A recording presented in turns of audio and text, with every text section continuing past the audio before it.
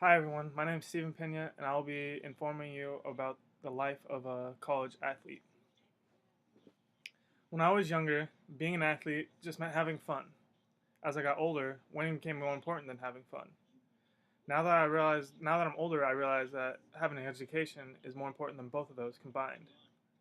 And as a college athlete, I now understand that college comes before the word athlete for a reason. In the next few minutes, I will be discussing the disadvantages that come with being a college athlete. The common misconception about college athletes is that they just show up to class and go play their sport, not having to worry about homework or studying. When in reality, they have to balance all of these out so they can be successful as an athlete and, more importantly, as a student.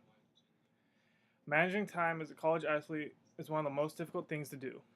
It's difficult to do because you have a specific time throughout each day where you will be away from the books, or on the other hand, be away from the, the field, court, slash, or pool. You cannot dedicate your time to both these areas at the same time. While you are trying to balance your required amounts of time with school and athletics, you also have to balance the extra work you put into both of these things, such as extra studying, group studies, or practicing on your own and things like that. Now, once you balance those things out, you also have to balance other factors out, such as family, friends, and free time. And as an athlete, you're going to have to learn how to make sacrifices. Now that we've discussed the difficulties of time management as a college athlete, let's discuss the pressures athletes face not only to succeed on the playing field, but also in the classroom.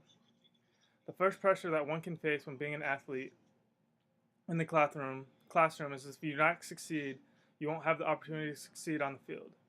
Meaning, if you fail in your class, you won't be eligible to play on the field, affecting both of these things.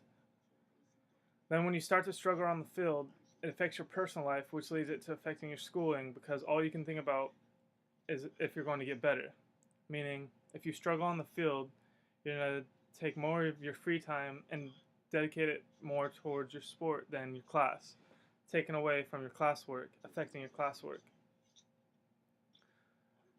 And when you start to fail in the class, then you get worried about being eligible, which affects your playing. So it's just a big circle of worrying and affecting one another. The last thing I would like to talk about are the common stereotypes that most people have about college athletes. The first one that comes to mind is that when you are a college athlete, you go to school for free and you don't have to pay for anything. This is the biggest misconception. Most people don't know that each sport has its own set amount of money set aside for scholarships. For example, if a baseball roster could be filled with 40 players, but the coach only has enough money equivalent for 9 full scholarships, meaning not everyone's going to get money, and if they do, it's not going to be a lot. Though some players do get what is considered a big pot of the money, which takes away from everyone else, so they're left with less money. The whole full ride concept really doesn't exist except when it comes to movies or bigger schools or schools that have football programs.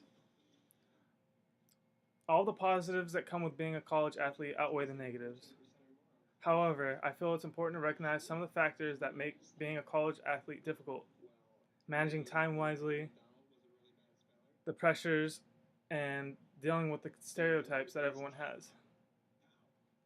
I will always carry myself with pride while I'm a college athlete, and I will always make sure that the college's part sticks out first, and because that's what comes first. Thanks for listening, and this has been my presentation.